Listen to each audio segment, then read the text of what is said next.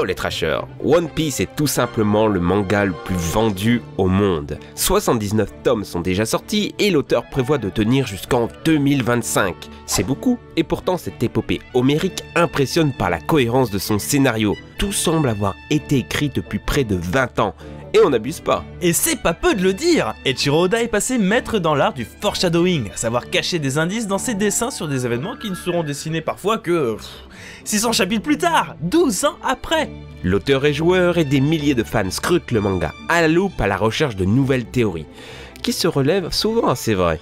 Alors si comme nous vous êtes passionné ou si vous ne connaissez pas et que vous voulez comprendre pourquoi tout le monde est comme des fous avec cette saga, laissez-moi vous présenter les 7 plus grands mystères non résolus de One Piece et leurs théories. Qu'est-ce que le One Piece ? Pouh, tu commences par du lourd. Le One Piece est le trésor légendaire que recherchent tous les pirates du monde. Personne ne connaît sa véritable nature, sinon le défunt Goldie Roger et les quelques membres de son équipage encore en vie. On s'imagine mal une histoire de 30 ans terminée avec une simple montagne d'or ou une fin à la Magicien d'Oz. Et tu imagines quand même si après 30 ans on a une fin façon « C'est l'amour pour ton aventure qui a révélé la vraie nature de ton cœur ». Non, l'auteur nous rassure là-dessus, ça ne sera pas le cas. La théorie la plus célèbre est celle qui fait du One Piece une traduction littérale. Une part d'un monde qu'on s'est divisé en 5 parties. 4 océans périphériques et une grande line, coupée par 2 immenses montagnes et délimitée par la calme belle que l'on ne peut pas traverser. Impossible donc de naviguer librement dans chaque partie du monde. On sait que le One Piece se trouve sur l'île de Raftel, juste derrière Reverse Mountain, voire à l'intérieur selon certaines théories. Impossible d'y accéder sans faire le tour du monde et personne, sinon Roger, n'a réussi jusque-là à y accéder. On pourrait donc imaginer que le One Piece soit le meilleur moyen d'unir le monde en faisant péter toutes ces montagnes et ainsi réaliser tous les vœux de l'équipage. Luffy pourra alors devenir le seigneur des pirates régnant sur un océan unifié, Sanji trouverait All Blue, l'océan réunissant tous les poissons des mers, Brook retrouverait la baleine Laboon, Nami pourrait tracer les cartes de tous les océans, etc. etc. Une belle fin confortée par plusieurs indices, par exemple la prophétie de Shirley sur l'île des hommes poissons qui avait vu la destruction de son île sous-marine par Luffy. Or, elle ne se trompe jamais, et ça ne s'est pas passé la première fois. Quelque chose me dit que ça va se rebastonner dans le coin quand on sait que l'île des hommes poissons se situe sous Marijois, le siège du gouvernement mondial et des dragons célestes. Crédible, mais il y a un mystère plus grand qui articule tout ça. Qu'est-ce que le siècle oublié ? Ce dernier s'est formé il y a 800 ans de l'union de 20 nations, en rébellion contre un empire qu'on disait prospère et bienveillant.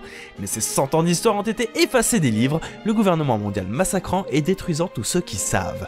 Pourquoi la marine a-t-elle si peur de ce secret? La clé pour le déchiffrer semble être la maîtrise des poneglyphes, des stèles mythiques dont seul Robin a encore la maîtrise. C'est d'ailleurs notre 3e secret, le mystère des dieux et leurs armes antiques. Il semble que si l'on réunit l'ensemble des poneglyphes, le secret des armes antiques sera révélé et donnerait à son possesseur le pouvoir de renverser l'ordre établi.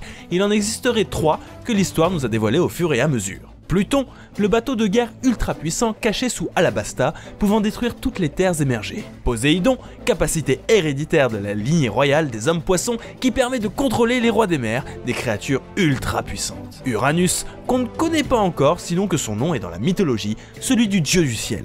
Une théorie veut d'ailleurs qu'elle soit en possession de Dragon, le chef des révolutionnaires, et qu'elle permette de contrôler le climat et le vent, et ainsi de naviguer par tous les temps. Ceci expliquerait pourquoi à chaque apparition du père de Luffy, une tempête se déclenche, à moins que ce soit un fruit du démon. Quoi qu'il en soit, ces 3 armes ont été fabriquées par des dieux.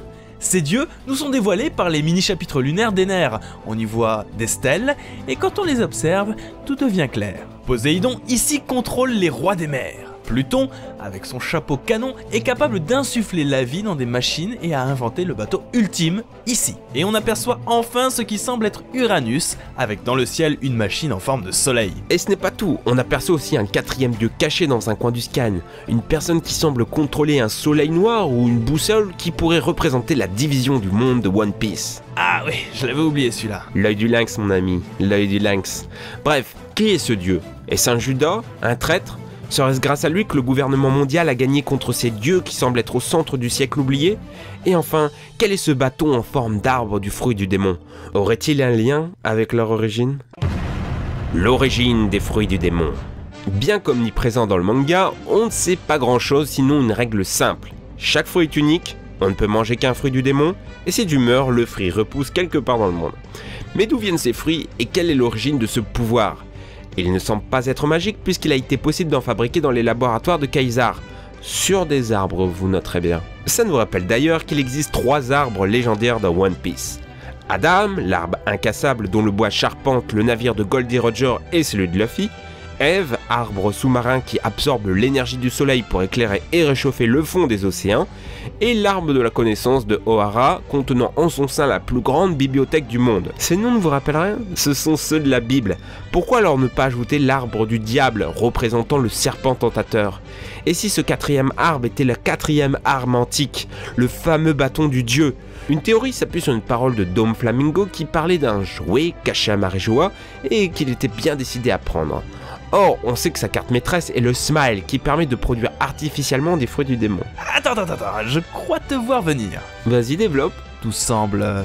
billet? Bingo. Et si ce jouet des dragons célestes était un arbre mère à fruits du démon? Ça expliquerait la puissance de la marine et des Shichibukai, surtout que les secrets de ces fruits sont au cœur de notre 5e mystère, Gears 5 et prochaines évolutions de Luffy. Tout ceci nous amène en effet à une capacité très récemment dévoilée des fruits du démon, l'éveil. Sur les Logia, cela semble permettre la matérialisation d'un démon élémentaire gigantesque. Sur les Zoan, l'augmentation considérable de la puissance et peut-être une nouvelle forme. Et sur les Paramecia, Don Flamingo nous dit que cela permet de donner à l'environnement ses propres capacités. Lui peut transformer le monde en fil, et Luffy sûrement en élastique. Du coup, il est fort à parier que Luffy nous fasse découvrir de nouvelles transformations, et ça tombe bien, on adore ça. Gears Second, pomper le sang très vite jusqu'à son cœur pour surchauffer. Gears Third, gonfler ses os d'air pour augmenter sa portée. Et enfin, Gears Fourth, gonfler tous ses muscles d'air et de haki avec des bras très lourds et puissants. Il ressemble alors au statut de Nioh. Or, sur cette stèle, il y a 2 dieux. L'autre est plus grand, plus fin, et pourrait être pourquoi pas le Gear 5. Il pourrait utiliser le haki du foudroiement qui semble être le pouvoir utilisé sur Zou pour électrocuter ses adversaires. Son haki de l'armement servirait de conducteur et d'armure complète. Mais bon, ce ne sont que des théories. Bon, pour Luffy c'est plutôt cool, mais il n'est pas le seul à s'être entraîné autant que je sache. Exact, et c'est la grande question. Les nouveaux pouvoirs de l'équipage après le time skip. Après 2 ans d'entraînement, l'équipage de Luffy n'a toujours pas montré l'étendue de leurs nouveaux pouvoirs, notamment les 2 plus puissants Nakama.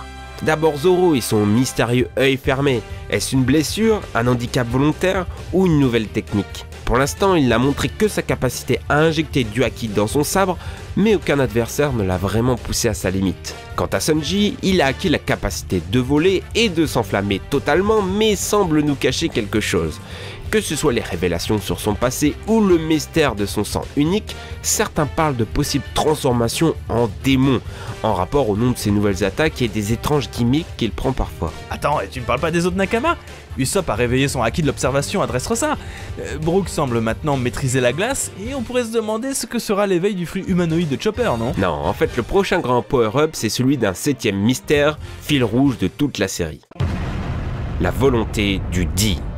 Tous ceux qui portent un Di dans leur nom semblent hériter d'une destinée extraordinaire dont on ne connaît pas encore la finalité. Ils sont censés modifier la face du monde et peut-être le détruire, si bien qu'on les surnomme ennemis naturels de Dieu.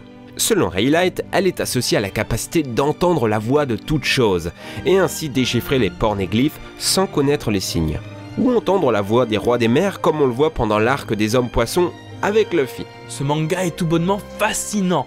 Rien ne semble avoir été laissé au hasard, et ça va continuer. On vous l'a déjà dit au début, le manga n'en est selon son auteur qu'à 70%. Il y a encore une montagne de choses à raconter jusqu'en 2020-2025. Quelle sera la suite de One Piece? On connaît déjà le futur grand arc de la série, Wano Kuni, le pays des samouraïs et la confrontation avec Kaido, l'un des 4 empereurs. Il faudra d'abord battre les 3 calamités, à savoir Jack, le mammouth calamité de la sécheresse-famine, et possiblement Queen, calamité de la maladie, ou King, calamité de la guerre. Oui, parce que je ne sais pas si vous avez remarqué, mais depuis quelques temps, tout a rapport avec les jeux de cartes. Joker, le pic, le trèfle, l'as, le cœur et les colonels de Kaido qui ont tous des noms de jeux de cartes. Jack étant le valet en anglais, reste la reine et le roi est possiblement Drake X, le 10 en latin qui a rejoint récemment l'équipage de Kaido. Et c'est seulement ce qu'on sait actuellement. Il reste plein de choses à découvrir et d'ennemis à combattre. On vous a fait la liste complète des futurs adversaires les plus puissants auxquels Luffy aura affaire. D'abord CP0, l'organisation secrète ultime de la marine dont on ne sait rien, sinon que Rob Lucci l'a récemment rejoint et que son chef au plus haut rang est le commandant suprême des armées, Kong. Il y a la question de l'empereur Big Mom à régler aussi, mais parti comme c'est parti, il y a de fortes chances qu'elle devienne une alliée. Elle semble posséder un fruit en rapport avec l'acide. Les chefs de la pègre, dite la communauté de l'ombre, opposée au gouvernement mondial et auquel Sunji semble faire partie. Également Webble, le nouveau Shichibukai surpuissant qui prétend être le fils de Barbe Blanche et dont on ne sait absolument rien. Les amiraux de la marine avec un troisième inconnu dont la couleur est verte, peut-être un fruit du démon végétal. Les alliances des supernovas. Le premier veut succéder à Kaido, c'est nos héros. La seconde à Big Moms, la troisième à Shanks. Reste aussi la question évidente du retour des anciens adversaires. Eneru revenu sur Terre, Crocodile bien décidé à rejoindre le Nouveau Monde, et Joker sûrement libéré par Jack. Le mystère Vegapunk, scientifique qui possède des siècles d'avance sur la technologie du monde. On ne sait pas vraiment pourquoi il a ce savoir, ni quelles sont ses intentions, un jour allié du gouvernement, l'autre révolutionnaire, un jour hostile, un jour pacifiste, rien ne nous dit que ces robots ne poseront pas de problème à l'équipage. À vrai dire, on nous en parle souvent, mais on ne sait même pas qui il est. Cooper, le numéro 3 de l'équipage de Goldie Ranger. Si Silverlight et Crocus ont été jusque-là des alliés, rien ne nous dit que ce troisième personnage dans l'ombre sera aussi bienveillant. Le Gorosei et les 5 immortels qui semblent être les ennemis ultimes de la saga et dont on ne sait absolument rien. Et enfin, Barbe Noire et son équipage maintenant surpuissant. Ce rival de Luffy reste mystérieux et on ne sait pas pourquoi il a réussi à avaler plusieurs fruits du démon, ni la raison des 3 têtes sur son drapeau. Certains fans pensent qu'il est le fruit du Cerbère, lui permettant d'absorber 2 fruits supplémentaires, celui de l'ombre et du tremblement à ce jour. Et voilà, nous avons fait le tour des principaux mystères et théories de One Piece. Et pourtant, on est loin de tous les avoir traités. Il suffit de voir une chaîne comme One World spécialisée dans les théories One Piece qui compte 70 vidéos. En France, vous avez les excellentes chaînes One Piece Passion et Gaki Parody, et des plus jeunes que je vous invite à découvrir. Pour terminer, j'aime bien poser une petite question. Alors la voici pour cette fois. Allez, entre nous, One Piece. Est-ce que c'est pas franchement meilleur que Dragon Ball Z? Oh. Ah non, tu ne poseras pas cette question. Aucune envie d'avoir une émeute ici. Dites-nous plutôt en commentaire quelles sont vos théories favorites sur One Piece et n'hésitez pas à nous en donner de nouvelles. Si ça vous a plu, abonnez-vous à la chaîne et explosez le compteur de pouces bleus façon Luffy. Ciao les amis!